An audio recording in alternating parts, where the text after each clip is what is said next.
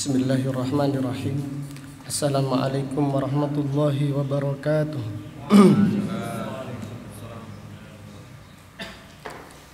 Innal hamdalillah nahmaduhu wa nasta'inuhu wa nastaghfiruh wa na'udzu billahi min syururi anfusina wa min sayyiati a'malina. Man yahdihillahu fala mudilla lah wa man yudlil fala hadiya lah. Wa ashhadu an la ilaha illallah wahdahu la syarika lah wa ashhadu anna Muhammadan abduhu wa rasuluh. Amma ba'du fa inna asdaqal hadits kitabullah wa khairal hadi hadi Muhammadin sallallahu alaihi wasallam wa syarrul umuri muhdatsatuha wa kullu muhdatsatin bid'ah wa kullu bid'atin dhalalah wa kullu dhalalatin finnar. Alhamdulillah, pada pagi yang berbahagia ini, yaitu hari Jumat tanggal 18 bulan Rajab tahun 1441 Hijriah, dengan izin Allah Subhanahu wa taala kita melanjutkan kembali kajian kitab Al-Jami' As-Sahih Al-Musnad min hadithi Rasulillah sallallahu alaihi wasallam wa sunanihi wa ayyamih, yang ditulis oleh Al-Imam Abu Abdullah Muhammad ibnu Ismail ibni Ibrahim ibni Al-Mughirah ibni Bardizbah Al-Bukhari Al-Ju'fi maulahum, imam besar kaum muslimin yang dilahirkan pada tahun 194 Hijriah dan meninggal dunia pada tahun 256 Hijriah. Qala al-Imam Al-Bukhari rahimahullah, babu ma yuqta fir ruqyah ala ahya'il Arab bifatihatil kitab. Bab ma yuqta fir ruqyah, pemberian dari ruqyah ala ahya'il Arab, kepada kepala qabilah dari kabilah-kabilah Arab, bifatihatil kitab, dengan membacakan surat Al-Fatihah. Bab ini ditulis oleh Al-Imam Bukhari untuk menjelaskan hadis tentang kisah sahabat yang meruqyah pemimpin atau kepala kabilah yang disengat kala jengking, dan sahabat tersebut tidak mau meruqyah kecuali dengan syarat diberi beberapa ekor kambing, lalu disetujui, sehingga sahabat tersebut membacakan surat Al-Fatihah dan sembuh, kepala suku tersebut sembuh atas izin Allah Subhanahu wa taala. Maka Al-Imam Al-Bukhari rahimahullah membawakan hadis ini untuk menjelaskan dibolehkannya seseorang apabila meruqyah kemudian diberi sesuatu maka dibolehkan menerimanya. Wa qala Ibnu Abbas 'anin Nabi sallallahu alaihi wasallam, ahaqqu ma akhadtum alaihi ajran kitabullah. Nabi sallallahu alaihi wasallam bersabda, ahaqqu ma akhadtum alaihi, yang lebih berhak kalian ambil upahnya adalah kitabullah, yaitu mengajarkan Al-Quran. Hadis ini dibawakan oleh Imam Bukhari untuk menjelaskan dibolehkannya seseorang yang mengajarkan Al-Quran mengambil gajinya atau menerima dari apa yang telah dia ajarkan. Wa qala Sya'bi, Al-Imam Sya'bi berkata, la yashtaritul muallim illa an yu'ta syai'an falyaqbalhu. Seorang muallim, pengajar, janganlah mempersyaratkan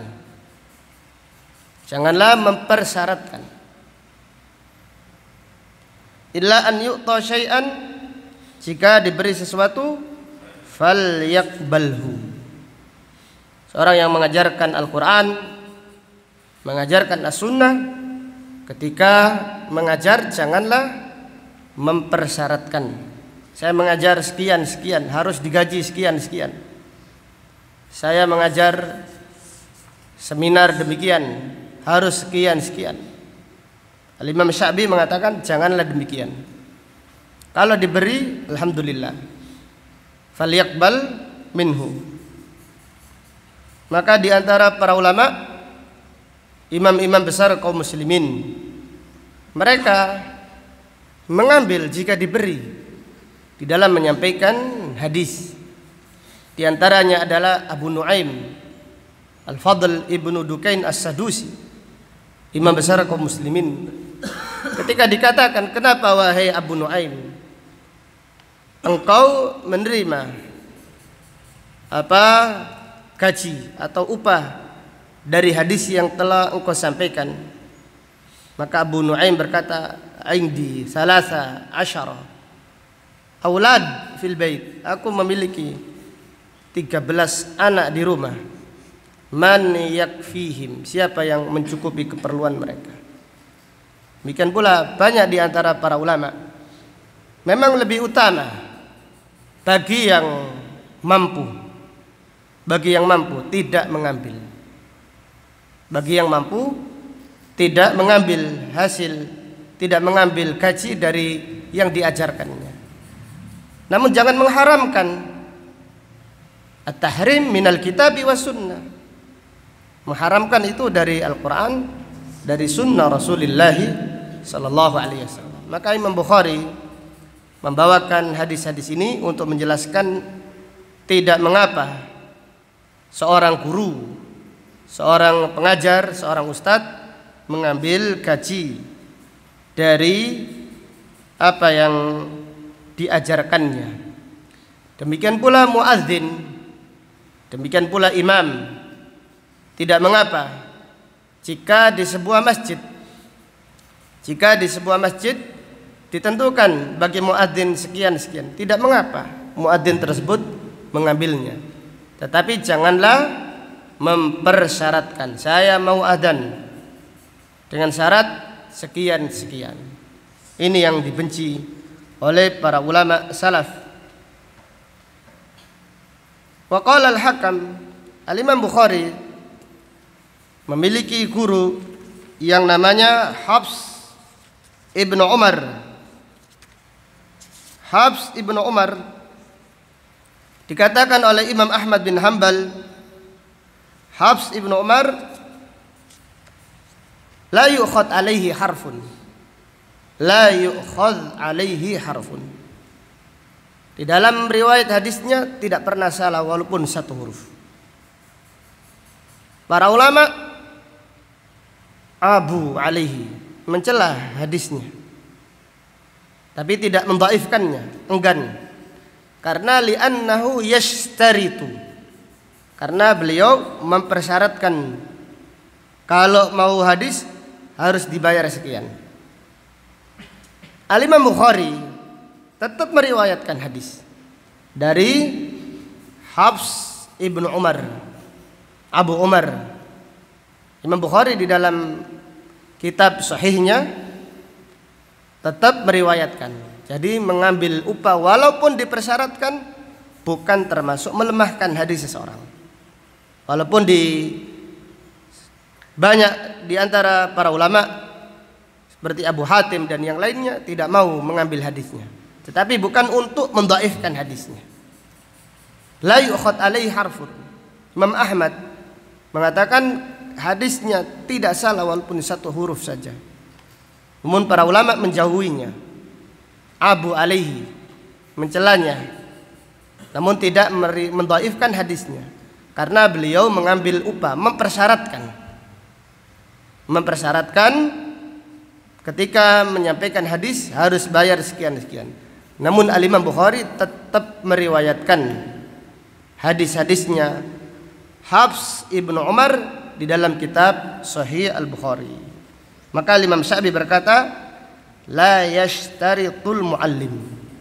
Muallim, pengajar, janganlah mempersyaratkan. Jika diberi sesuatu maka terimalah. Wa qala al-Hakam, Hakam menjawab berkata, lam asma' ahadan kariha ajral muallim. Hakam berkata, aku tidak mengetahui seorang ulama satupun yang membenci gaji untuk muallim. Wa atal Hasanu darahima asyrah. Hasan al-Basri memberi orang yang mengajar, sekali mengajar diberi 10 dirham. Jadi Hasan al-Basri kepada orang yang mengajar diberikan 10 dirham, yaitu sekitar 1 dinar. Walam yara Ibnu Sirin bi ajril qassami ba'san. Muhammad Ibnu Sirin berpendapat tidak mengapa al-qassam adalah orang yang bersumpah di pengadilan, tidak mengapa digaji atas sumpahnya, karena dia perkara masih diperselisihkan, didatangkan untuk bersumpah. Tidak mengapa orang yang bersumpah tersebut diberi sesuatu. Wa kana yuqalu as-suhtu ar-rishwatu fil hukm. Dikatakan as-suhtu di dalam Al-Qur'an akaluna. Apa? Gimana ayatnya? Samma'una lil kadzib akaluna lisuhud. Mereka orang-orang Yahudi samma'una lil kadzib, mendengar yang dusta, dan akaluna lis, banyak makan as-suhud, harta yang haram. Salah satu makna as-suhud ar-rishwatu fil hukm. Ar-rishwa fil hukm, yaitu menyuap di dalam perkara. Jadi memberi hadiah kepada pegawai, memberi hadiah kepada hakim atau kepada jaksa di dalam persidangan, masih sedang proses persidangan. Ini termasuk as-suhud, memberi harta yang haram. Ini adalah hulul. Ini diharamkan oleh Rasulullah sallallahu alaihi wasallam. Tetapi apa hukumnya seseorang yang punya tetangga dengan jaksa? Seseorang punya tetangga dengan hakim, baik, saling memberi hadiah, saling mencintai karena Allah.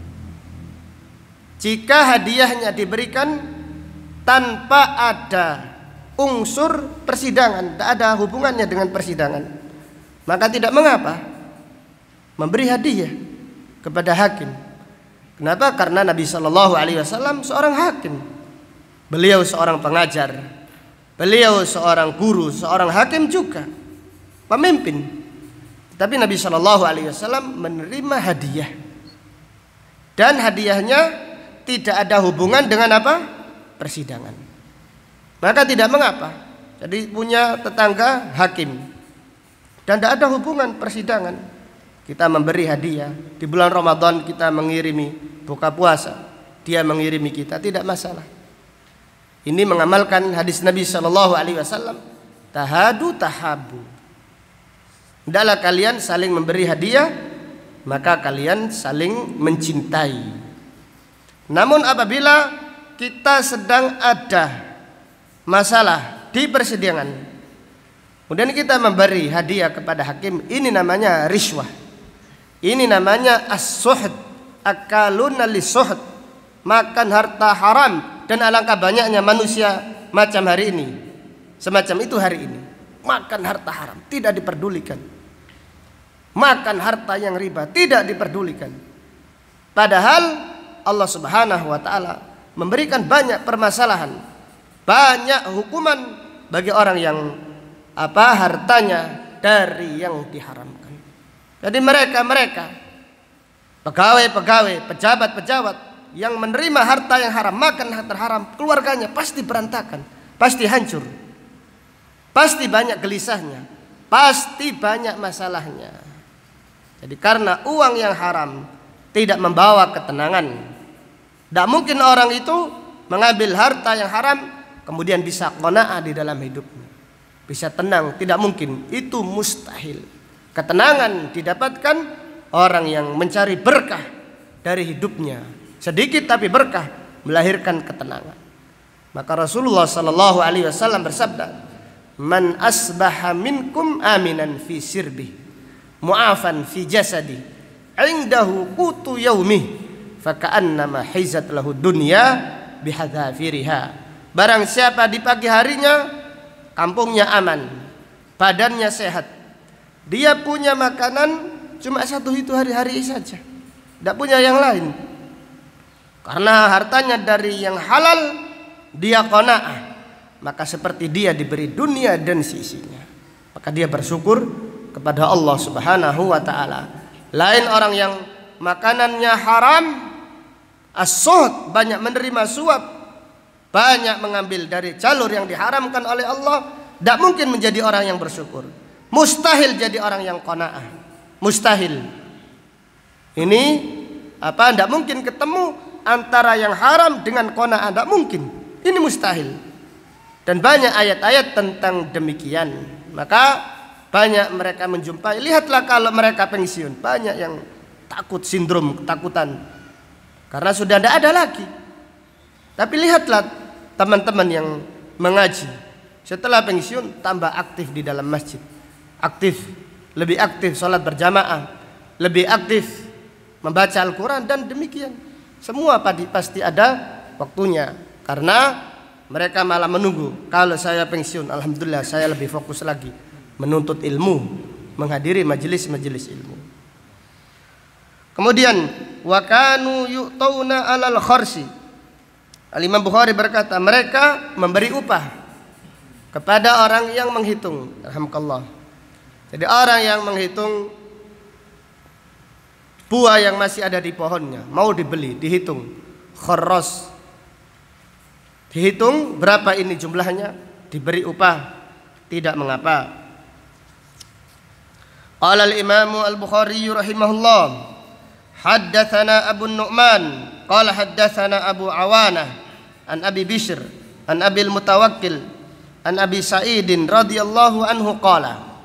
Abu Sa'id radhiyallahu anhu, ia berkata, in talaqa nafarun min ashabin Nabi sallallahu alaihi wasallam fi safratin safaruha hatta nazalu ala hayyin min ahya'il Arab. Beberapa sahabat berangkat di dalam suatu safar, sehingga mereka singgah di salah satu perkampungan, yaitu salah satu perkampungan di kabilah Arab.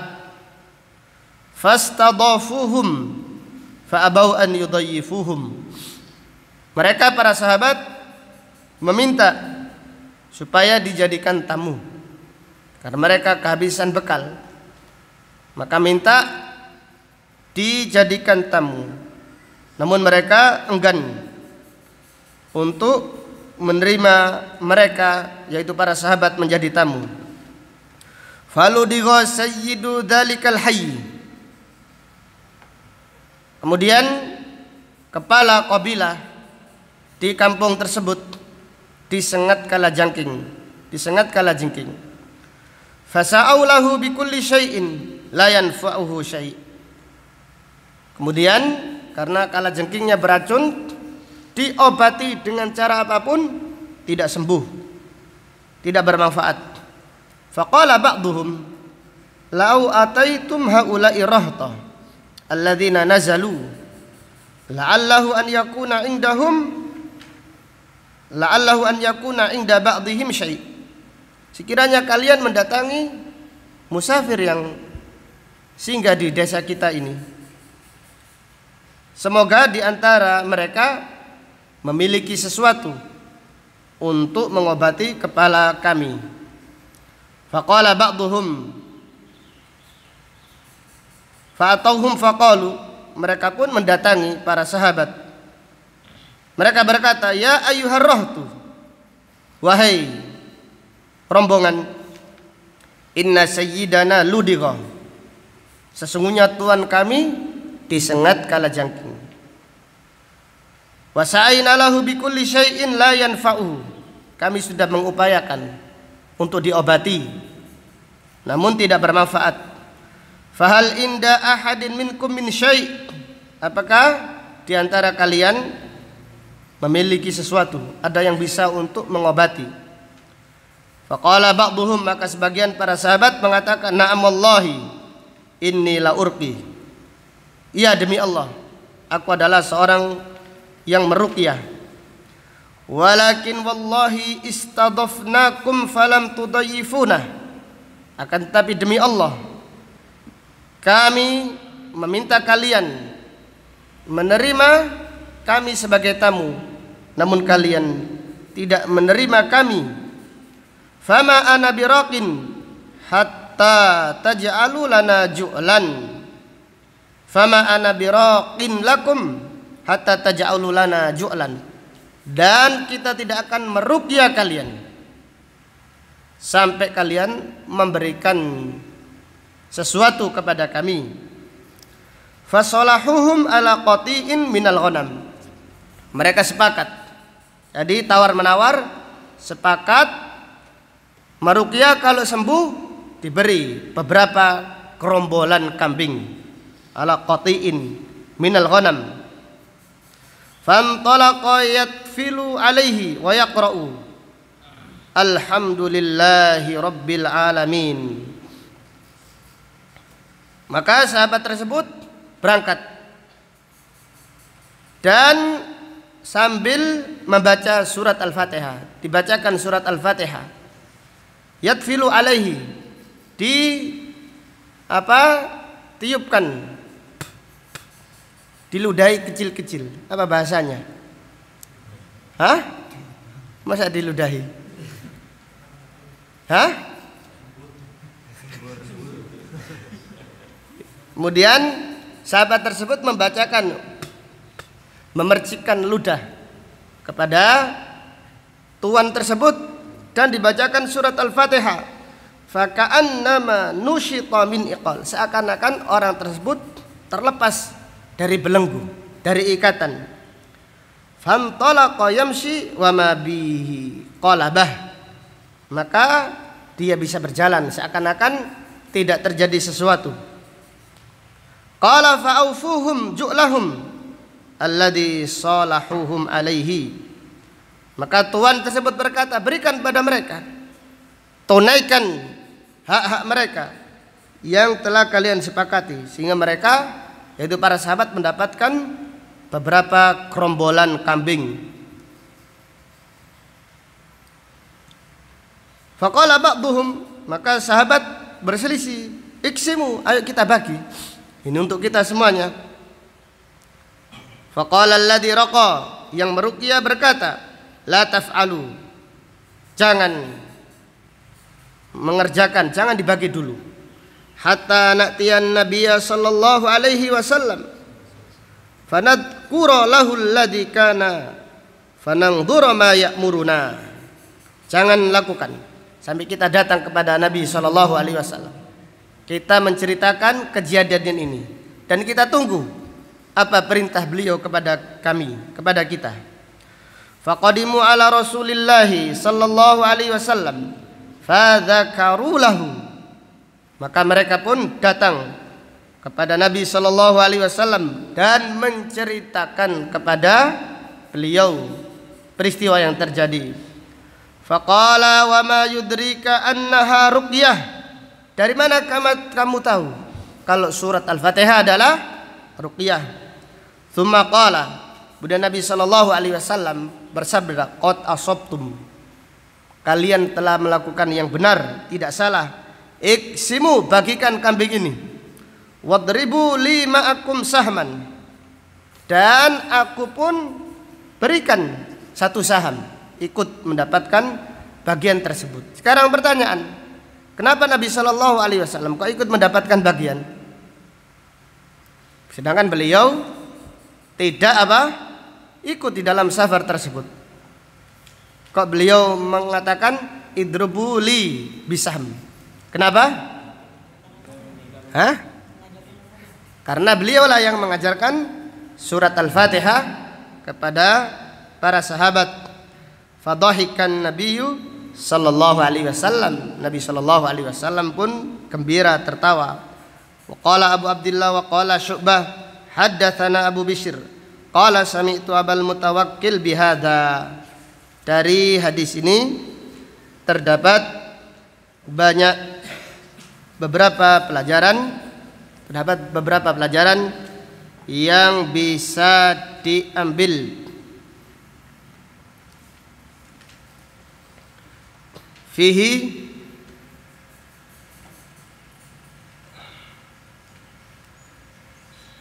dari hadis ini terdapat pelajaran masyru'iyatur ruqyah bil Quran, disyariatkan meruqyah dengan Al-Quran secara umum.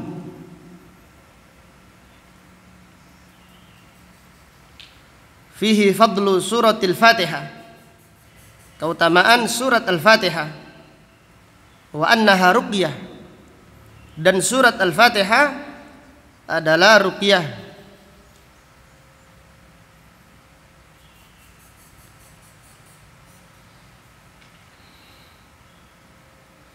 Dari hadis ini terdapat pelajaran fihi jawazu talabir ruqyah minal hummah,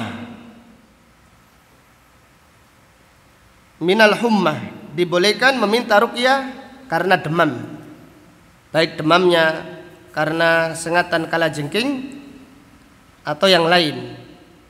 Rasulullah sallallahu alaihi wasallam bersabda, la ruqyata illa min ainin au humma, tidak boleh meminta ruqyah kecuali karena ain atau karena demam. Dan demam ini bisa jadi disebabkan karena kalajengking atau yang lainnya.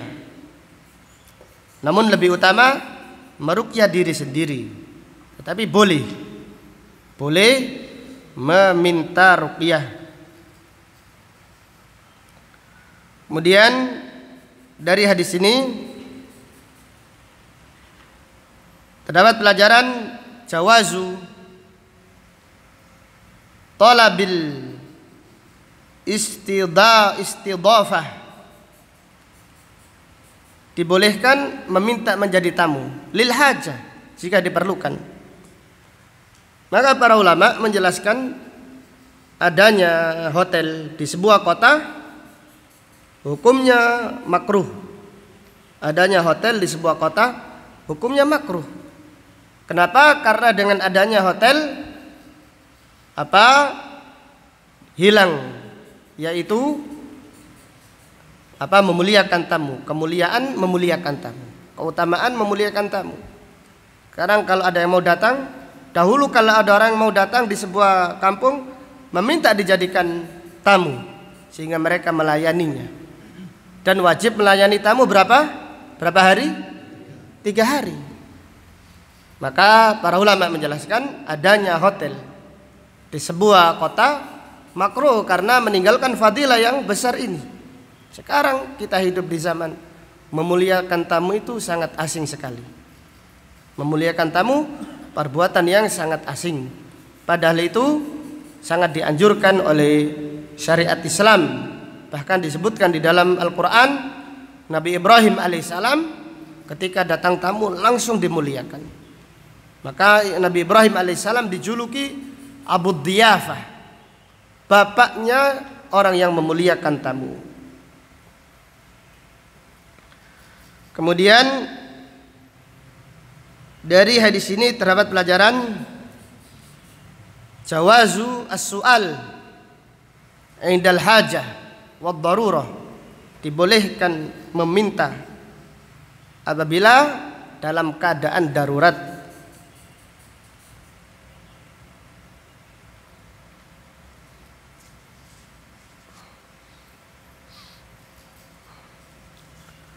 Kemudian dari hadis ini terdapat pelajaran yajuzu lil muallim an ya'khudha ajran ala ta'limihi. Dibolehkan bagi pengajar menerima gaji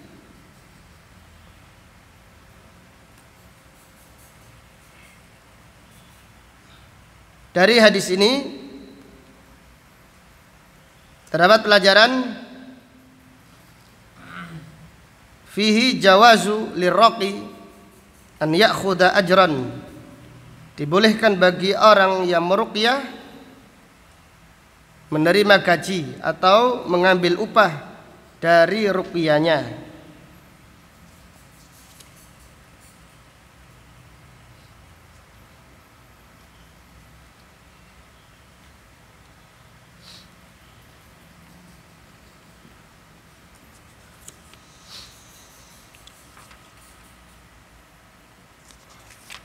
Wallahu ta'ala a'lam bishawab. Demikian apa yang dapat disampaikan. Insyaallah akan kita lanjutkan pada pengajian yang akan datang. Subhanaka Allahumma wa bihamdika asyhadu an la ilaha illa anta astaghfiruka wa atubu ilaik. Walhamdulillahi rabbil alamin. Assalamualaikum warahmatullahi wabarakatuh.